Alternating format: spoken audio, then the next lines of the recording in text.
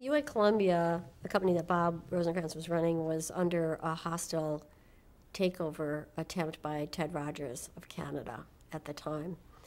And Bob was becoming more and more concerned that sports rights would escalate and that UA Columbia would be financially strapped because he was in a battle to fend off a hostile takeover and he needed cash. So actually, I wanted to go public, but there was no public market. So, and no one really knew at that time what the value of these networks would be. And so ultimately, Bob felt that putting the network in good hands would be better than maybe fighting and dissipating the value of the network because he wouldn't be able to defend it with programming costs if the next rights payments were going to escalate a great deal. And actually had made a deal with Time Inc. At that time, Barry Diller was at Paramount, and Paramount owned Madison Square Garden.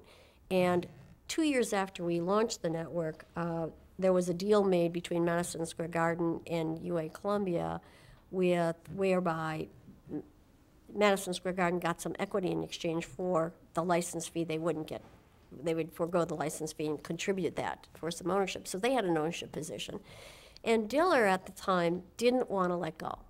And he went to Martin Davis and he said, you shouldn't let, we shouldn't sell this network. We should stay in it, and Martin Davis was chairman of Gulf and Western? Yes, he was the chairman of Gulf and Western. And Joan Paramount at the time. And Barry was running Paramount Studios at the time, I think, and Madison Square Garden was owned by Paramount. So, it's this chain of events. The same people seem to be popping up. Anyway, Barry fought to keep that, and then he convinced Time Inc. at the time that they should be co-owners, and then they brought in MCA. And that all happened in a week's period of time. They brought in MCA because the feeling was MCA, Getty had a position in ESPN by that time. They only had an ownership position.